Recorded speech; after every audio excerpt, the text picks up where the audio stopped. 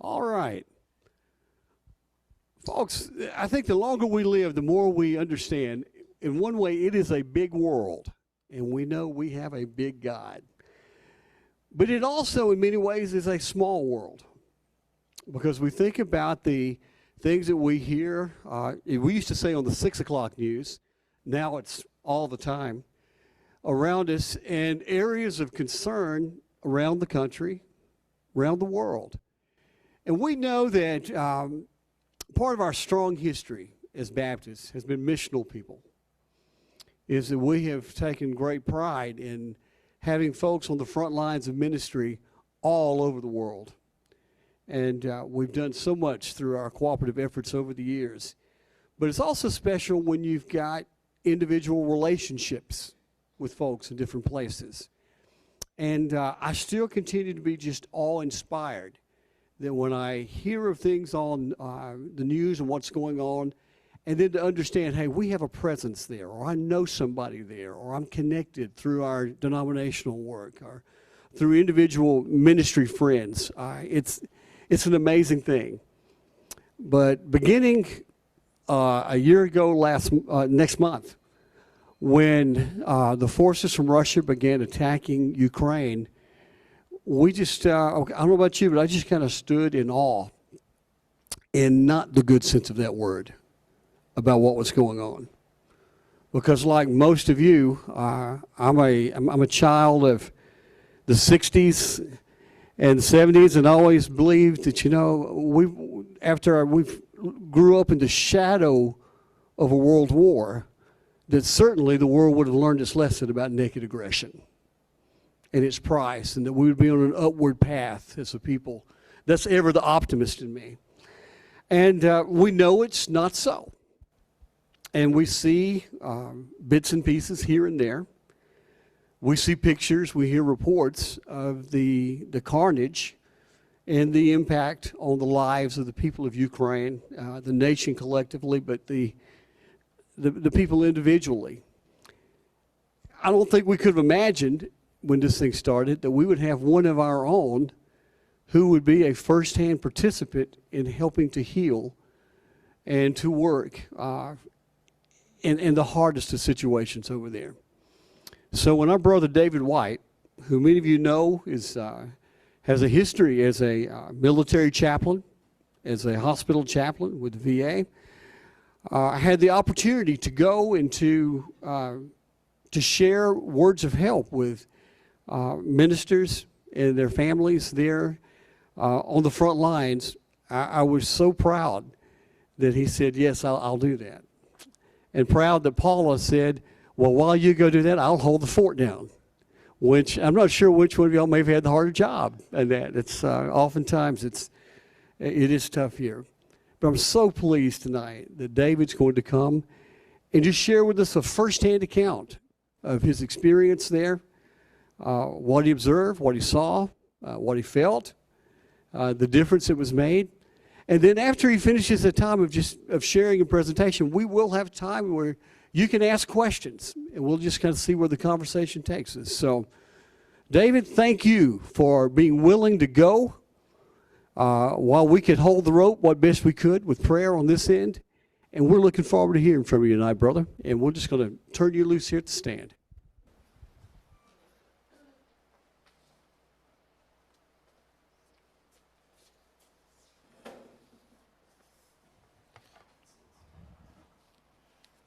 Glenn, gosh, you could say more if you'd like.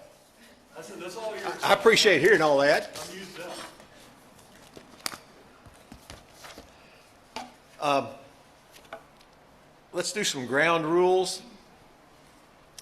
I did my presentation and I sent it to Cindy, and then I realized it looks more like a military briefing than anything else, so I apologize to you for that.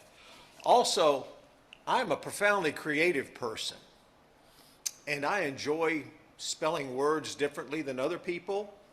So as we go through this, I don't expect, just understand it's my creativity if it's not spelled the way you usually do. Except for my grandkids when I grade their papers, and theirs will be spelled correctly. But, well, Cindy, flag.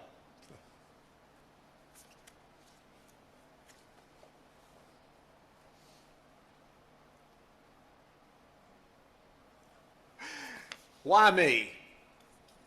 Well, it's interesting. When this war started 11 months ago, we prayed, and I said, you know, Lord, if there's anything I can do, just let me know. You know, if there's anything I can do. And sure enough, he did. And I guess it was because I was ready. I think my experience with the folks in the Army and as chaplain, dealing with traumatic stress, dealing with conflicts, dealing with people who are just plain hurting and don't even know why, made a big difference. In May, the folks in Ukraine contacted the North Carolina Baptist and said, is there anything you can do to help us help our pastors? And so a couple of friends of mine from the Army were contacted, and they in turn contacted me and said, would you be willing to go to Ukraine? And I said, sure. What do you want us to do? And they said, you know, basically we're going to be dealing with people with post-traumatic stress. My first response was, there's no post to it. This is traumatic stress. It's ongoing.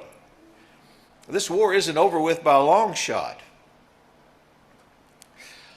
And we prayed about it, and in July and August we were preparing, and then in September they said, you're not going. It's just not going to happen. But the end of September they called back and said, do you think you could go in November?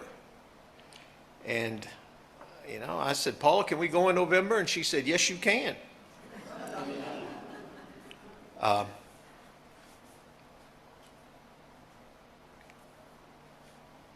It's a blessing to have a supportive spouse, I'll tell you.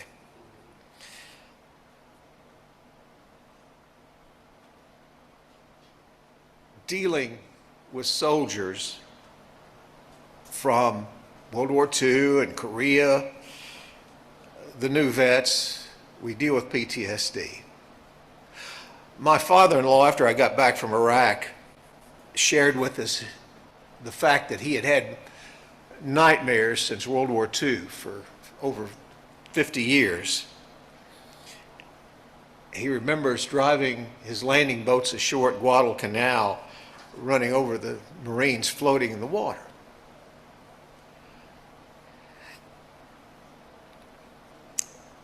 The pain goes on, and that's what we went to help these pastors deal with their people.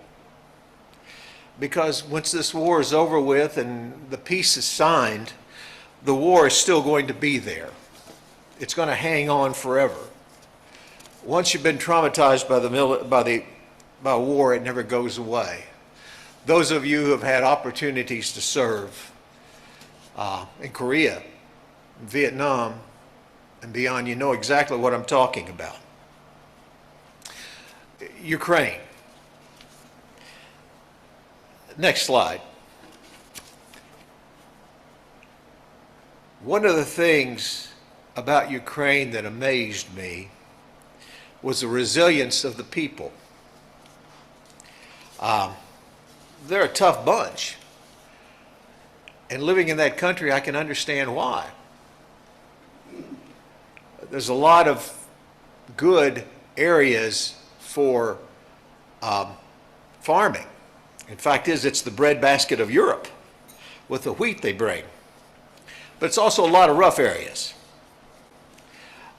But what fascinated me was how loving and caring these people are. What you see before you is a map of the Ukraine. If you see a star over on what I'm looking at the left side, that's where I was, in Yanoshi.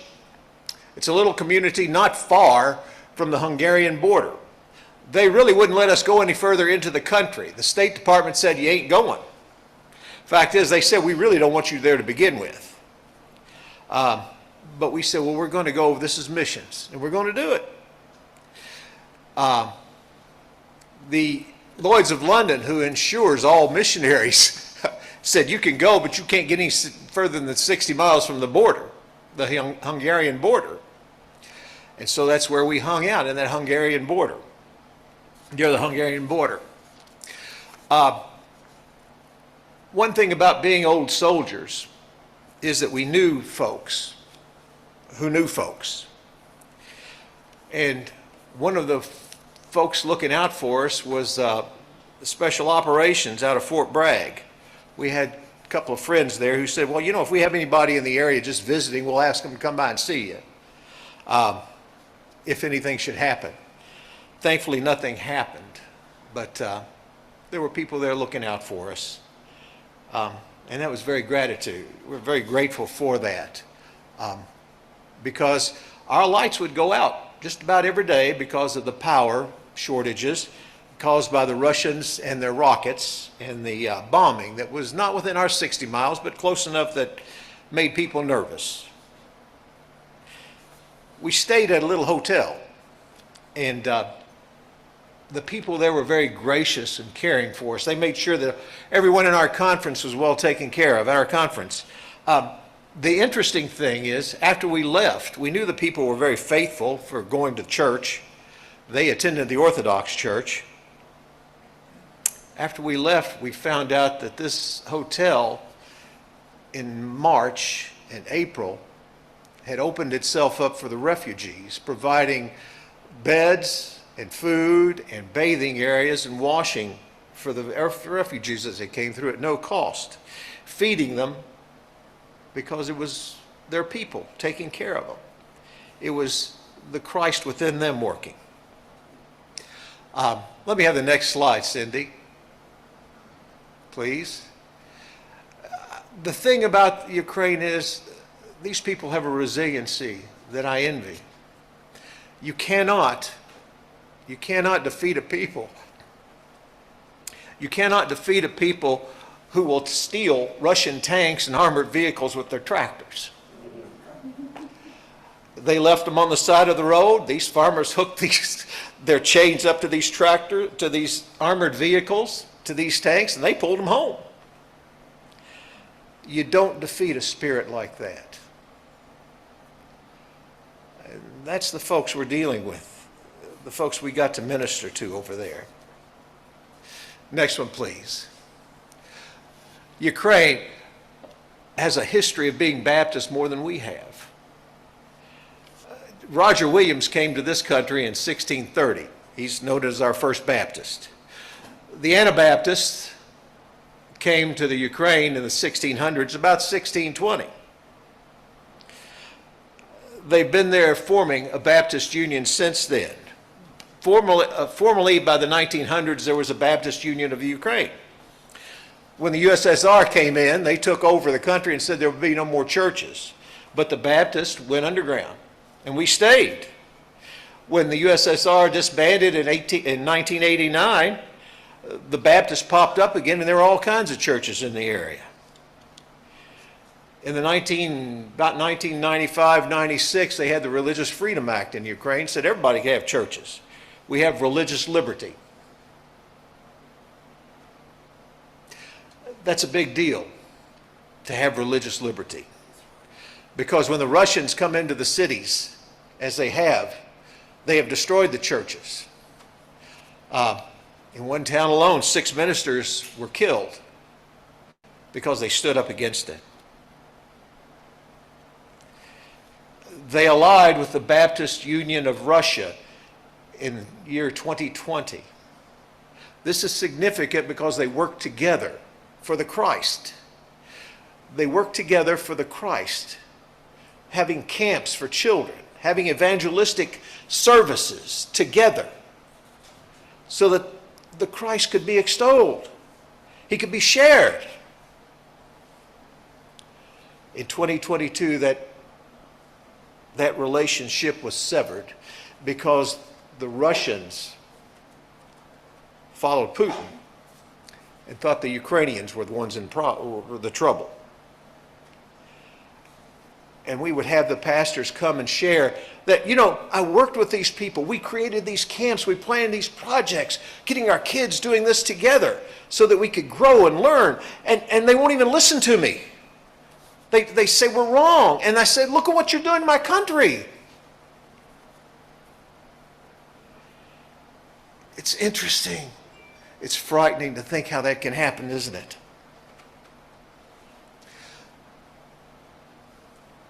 There's a little over 2,000 Baptist churches in the country, anywhere between 120,000 to 150,000 members. They aren't real exact.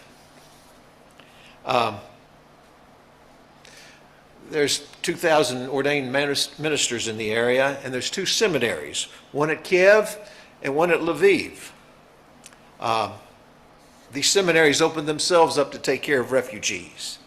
The dean of the seminary at Kiev was killed as he was taking care of people by the Russians. That's a little bit of the background. Part of what we did, next slide, Cindy, please. Part of what we did there was to go check on the refugees to see if it really was like it was. This is a church, and I was going to pronounce the name for you, Uzhrod, which is in the western part, northwestern part of the Ukraine, in our area, in the area we were able to visit. Every day this church feeds 250 to 500 refugees, 2 meals a day.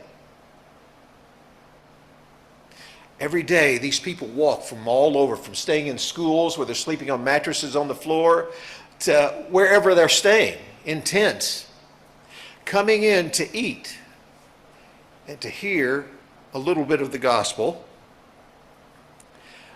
But the church is simply out taking care of them in any way it can. It has provided washers and dryers. It took Sunday school rooms and converted them into bedrooms, into dormitories. It added bathrooms. The church inside the church did now. It added bathrooms. It added washers and dryers in certain areas for these people to come and take care of themselves. It brings in clothes. It's building onto itself, taking its beautiful patio area, enclosing it so there'll be more room for people to stay.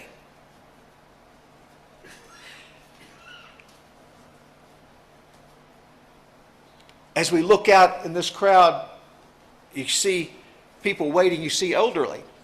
But that's mostly who it is that's coming there to feed now, that's away from home. And children.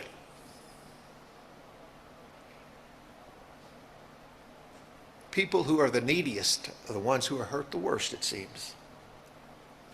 Those who are least likely to defend themselves. I asked the pastor, how can you afford to do this? How can you afford to feed these people? How can you afford to build on?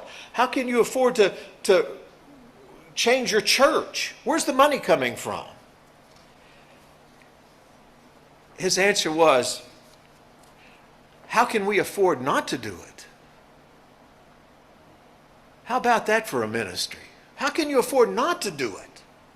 An outlook for reaching out for the Christ. These people went out of their way to take care of other people who are in dire need. Now, he's not doing it alone. There's a church in Miami that's sending them all kinds of stuff. There's a church in Denmark, a Baptist church in Denmark that's reaching out, sending.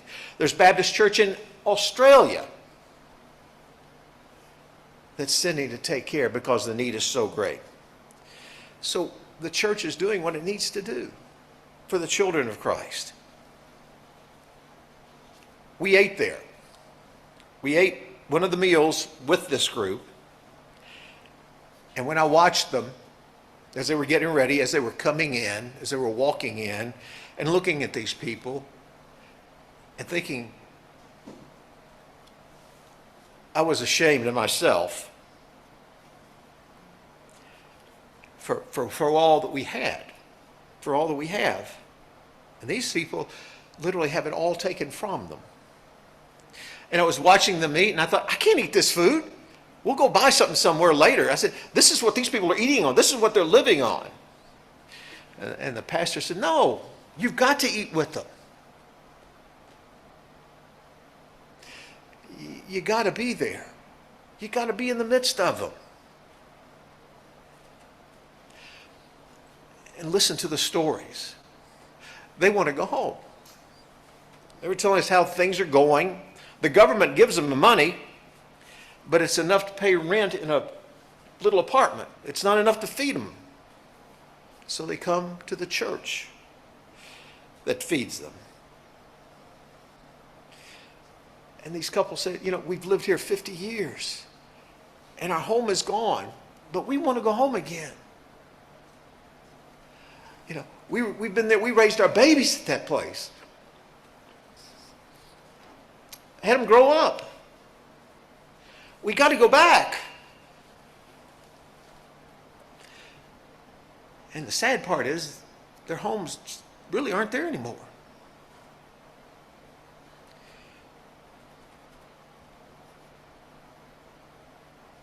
War is very destructive, isn't it? In so many ways. It robs us so much. Cindy, next one. A Greek playwright in about 2000 BC wrote a play done in Ephesus. And in the play he showed war. And in the war, the only way he could show it was to have noise off stage. But he had this little woman, little old woman, dirty and in rags, dragging this small child across the stage who was dirty and in rags. And that's what I wanted you to see, the pictures on the thing, but there's this little old babushka. My wife told me it was the Russian word for grandmother. She looks so classic. And when you see her face, she looks like a classic Eastern European grandmother. And we were there, and as we were talking and sharing with them a little bit, these tears start rolling down. Her face, and with the wrinkles and all, and she starts crying. This is where she is now. And to her left is her granddaughter, who's holding on to her. And she said, after the prayers were done and all, we went over and she hugged us. And it was one of those grandmother hugs, that holds on and almost squeezes you in two. And she cried and she said, thank you for coming. Thank you for being here. We're going to go home. We're going to get through this. Thank you for coming. To me, she reminds me more of the horrors of war than anyone. And I often see that little lady in my head.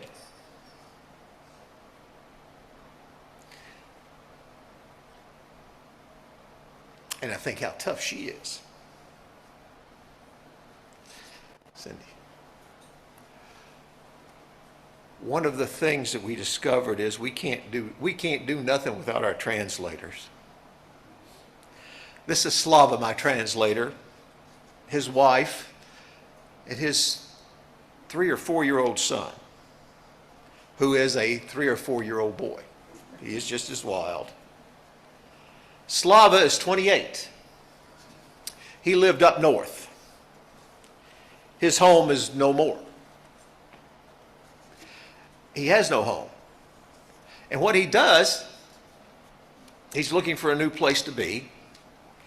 And the opportunity came to come and to work. The church sent him down to work for us as a translator. He's been living with his in-laws. So for 2 weeks, they got to stay at the hotel and be fed 3 days a week, 3 meals a day, and got paid. But he had the best spirit of anybody I've ever seen, in spite of all his losses, in spite of his dear wife's, all of the losses she went through, has gone through. They have a joy about them because they still see the Christ in their lives. And they think they are fighting against the Russians by coming there and helping. and strengthening the church and strengthening the people. And you have to put a lot of trust in your translators, by the way, if you don't know the language, and I didn't know the language. But sometimes I would be talking to the people, and he'd say something, and I'd give a 3-syllable answer to someone's question, and he'd take off for 20 minutes. And I'm thinking, what did you just say? Well, I just said what you did. But look at that face. That's joy. When I left, I gave him all the Ukrainian money I had. His wife comes up crying later and says, "Oh, thank you." I'm not telling you that because I'm generous, but just because they're so needy. The people are, as they fight. The war has taken so much from so many. Next slide. Why we went there was to help the pastors take care. I've got to walk away from it. Sorry, Glenn, I got the walks. It's okay.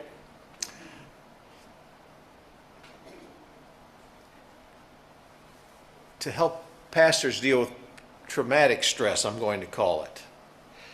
As I said, if you've ever been to war, you come back changed. You're never the same person again. Some people, even more so. The trauma is there, secondary and tertiary. For the pastors, it's because they're reaching out, taking care of their people, going to them where they are, being there with their people in the middle of a war, in the middle of their pains, in the middle of their fears, doing what Christ calls them to do and caring for them. What we did was to go there with a program that helps them deal with it. It's Christ-centered. And helping them begin to deal with it and how to share with their people. Now, we began with worship services every day because we are a worshiping people. And we began with prayer and songs and then a devotional from one of the pastors available and a program presentation. I discovered a couple of things, or refresh my memory anyway. One, you don't have to understand the music to sing along, or even the words. You can just get into it. Two, you don't have to understand what someone's praying, what they're saying, to be able to pray, because they're not praying to you anyway. The prayer's to God.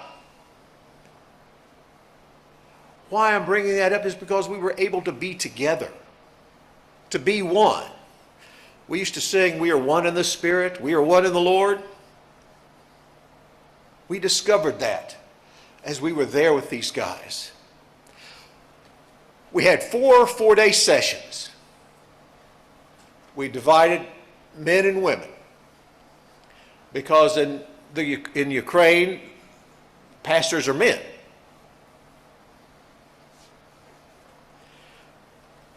And the wives were there. And the children were there. And sometimes among the pastors were army chaplains who were there. We went because we were called to go. Cindy, next one. We were there to help them as they fed their sheep, as they fed the lambs, as they fed the people. We were there and we ended up doing not what we came to do. Next one, Cindy. The ministry to caring for people. You know, it's a shame that wasn't a hallelujah chorus, isn't it? That would have been a great time. Yeah, yeah. This was a ministry funded by the North Carolina Baptist On Missions program, the Hungarian Baptist Relief Society, and the Ukrainian Baptist Convention. Now, the interesting thing in that is the Hungarians and Ukrainians don't get along. For whatever reason, they don't like each other. They're totally different people. The Hungarians are Magyars, and the Ukrainians are the Slavs. And they don't like each other. They never have. But here again, the Christ has made a difference. Because there's a need, we're reaching out. We're getting beyond these ancient prejudices and biases. The pastors were there dealing with their people. We wanted to teach them this program, and we tried the best we could to teach them what was this. But that's not what they wanted. What they wanted was somebody to listen to them. The greatest gift you can give another person is to listen to them. Not think about what you're going to say to next, but to listen to them. We would go through the process and the program with them, and then they'd take off. They would take off and they'd rail against the other Baptist ministers who had fled the country. They were angry at their brethren who had gone out, who had gone for safety somewhere. And they say, how can they do that? Their people are still here. How can they leave them? Well, they can come back, but they're never going to pastor again. So we talk about grieving. And we'd get into the subject, you know, we'd get into sorrowing, and we'd go deep with it, and we'd say, you're grieving over this. And they said, we're not grieving, we're angry. Well, most of us know that anger is part of the grieving system, process. But they wanted to be angry. And maybe they should. They needed that to survive. In addition to that, they were angry with the Russian church who had abandoned them, who went off after Putin, after all these Russians are doing this. These guys would sit here in tears in their eyes telling me about the abuses their people had taken. And everything you hear on the news is correct. And I never thought I'd say that, Glenn. Everything you hear about what the Russians are doing to these people is correct, according to my brethren over there. And they would weep. And we would comfort them and listen to them. Sometimes we'd hold them. I had one fellow, very senior pastor, he was in the group and he said, in 2014, the Russians came and they took over my city. And I was in prayer. And God said to me, they will be gone soon. And they were gone. And he said, I have been in prayer over this and I haven't heard from God. Where is God?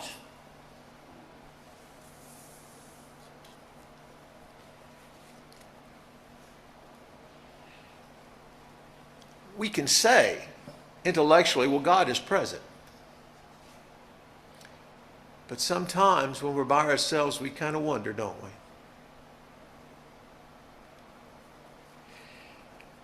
And he said, now you all have come.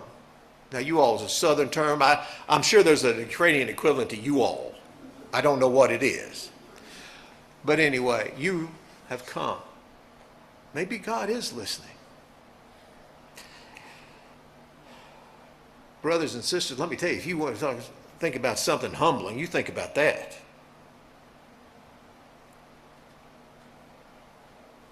Toward the end of the sessions, and they throw some crazy stuff out because they were dealing with crazy stuff. And we talk about it. There was nothing that we couldn't say. And every one of them would come up to us at the end and hug us and cry and thank us for coming.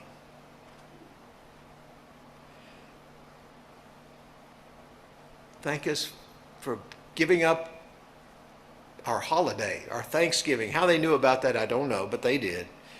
To be there with them. We represented Christ in all of that. Someone cares. I want to shift gears a little bit. 2007, I was doing duty at Fort Bragg, now Fort Liberty, North Carolina. And I had in charge of the chaplains for a division. The division was at war.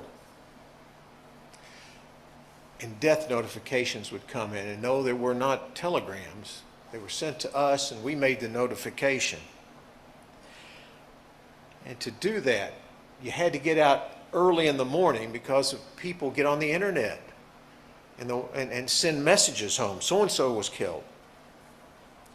So one morning at 6:30, we drove down a family housing project where the soldiers' wives and their kids were getting ready to go to school, and they were lining up for the school buses. And we came driving through the thing in a government vehicle, which stands out like a sore thumb. And we were in our dress uniforms. And I will never forget, as long as I live, the looks on the faces of those kids and those mamas as we drove by, because they knew that someone was getting bad news. Nobody gets out dressed up like that at 6:30 in the morning. I'll never forget the glassy looks on their wives' faces as the horror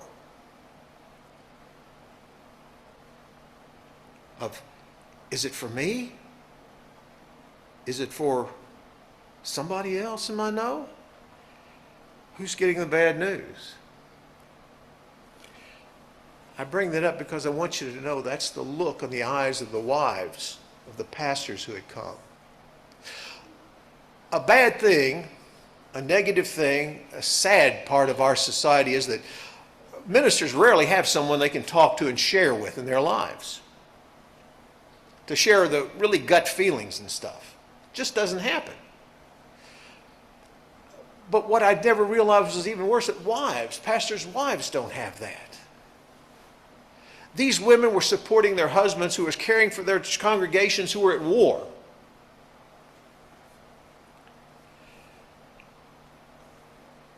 And they didn't have anybody to talk to about all that was going on with them. And so they'd come with their husbands to these meetings. And they'd just be staring. They'd greet each other and do the usual smiles, but they'd just be staring. And they'd go through the worship, and then they'd go off to group. And their group met down the hall from my group. And we could hear the crying. But about the second day, we began to hear laughter,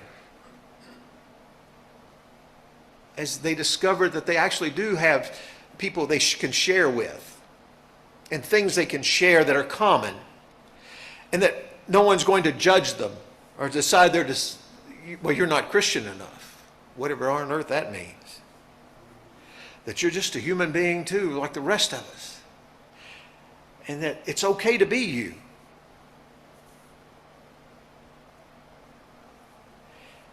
And by the second day, we would let them have a night free where they were encouraged to go out and have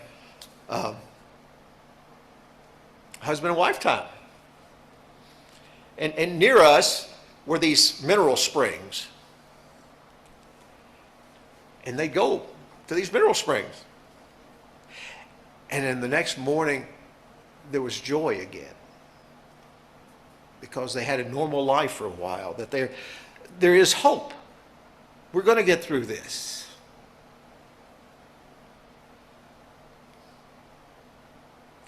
You were talking about Paula handling things here while I was away. Well,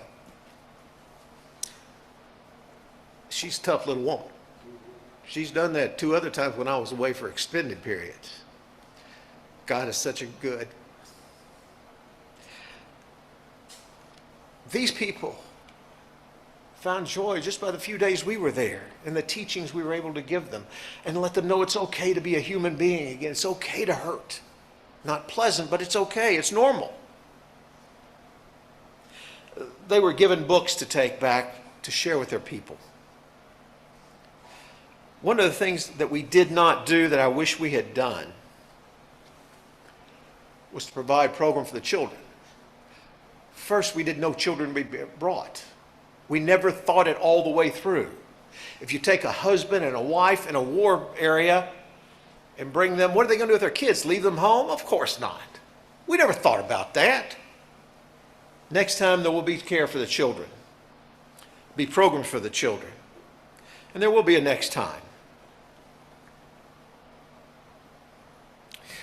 The program, we had 3 retired Army chaplains, which in and of itself is always an interesting dynamic. We had 2 writers from the program, the booklets that were there to help. We had 5 translators. There were 8 sessions held, 4 for the pastors, 4 for their wives. We had over 200 we were able to reach.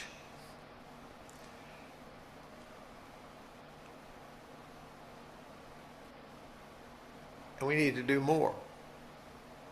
And everybody left there wanting to do more. We realized after we got home from the letters and the cards that we had brought hope again. And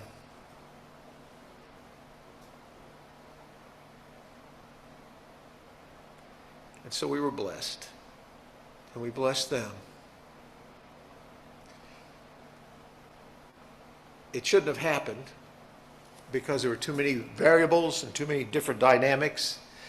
And yet, in the kingdom of God, it came together.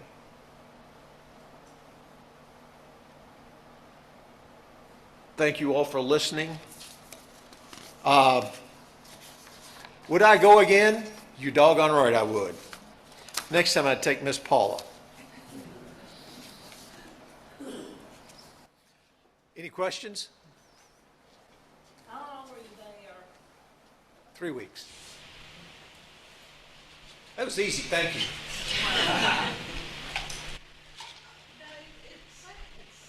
seems to me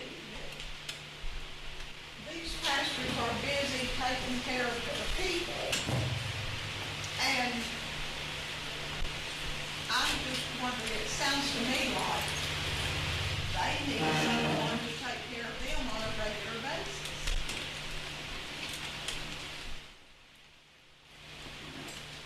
I agree. And it's the epitome of what now we call the wounded hero. I know we're having a lot of power loss. How many of them can actually access some sort of communication to people like us? Facebook.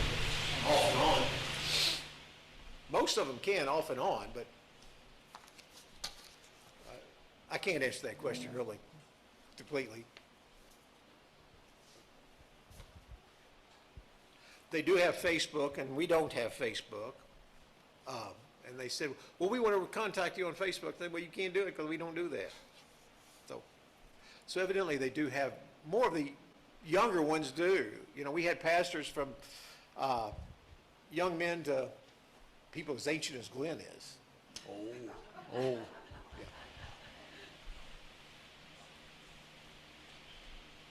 Which language? Ukrainian.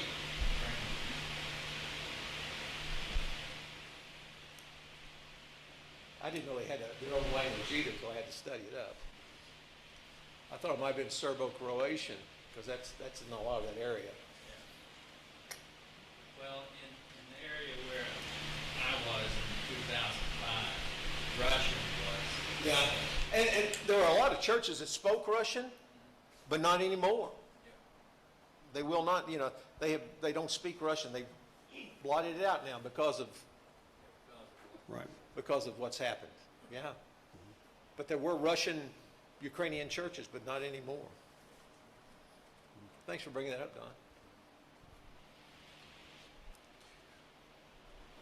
Well, David, you covered it so well, and you're right. We were brushing back tears out here, buddy. Just thinking about what it was like and continues to be like for the people there. When you see the pictures on the video, you just realize this is a world that 11 months ago was just going about doing their thing and doing life. And the carnage is just hard to think about. As we get ready to close, there are two things ran to my mind. One is the scripture from Psalms. Tears may linger at nightfall, but joy comes in the morning. And I think when we are people who don't live in day in and day out in the valley of the shadow of death, we are so quick to run to joy comes in the morning. But to realize that part of that holding on I preached about Sunday is hanging out there when the tears are falling at nightfall, and there's no sense that they're going to let up anytime soon, but yet you find the capacity to hold on to hope somehow. And because you were an agent of that hope. And I want to thank you for being there and being a part of it. And the words of another hymn came to mind. And I will let that be our benediction from here tonight. I won't sing it to you, but I'll quote the words best I can recall. Come ye disconsolate, where'er ye languish. Come to the mercy seat, fervently kneel. Here bring your wounded heart, here bring your anguish. Earth has no sorrow that heaven cannot heal. And that's what we hang on to, that somehow, in this sorrow that we can only begin to imagine, that there is still the capacity to heal and to bring hope into the midst of it. And thank you for doing that. David's going to also share as part of our service on Sunday, tied together with a sermon that speaks to this type of thing. If you want a head start on that, go look up James 3:16, and you'll get an idea of where we're going with that Sunday. Thank you all for being here. David, thank you for being you, buddy. I just am so proud to be your friend and to be your pastor, and so proud of what you've done and will do, because we know God's not done yet. Thank you all. God bless. Good night.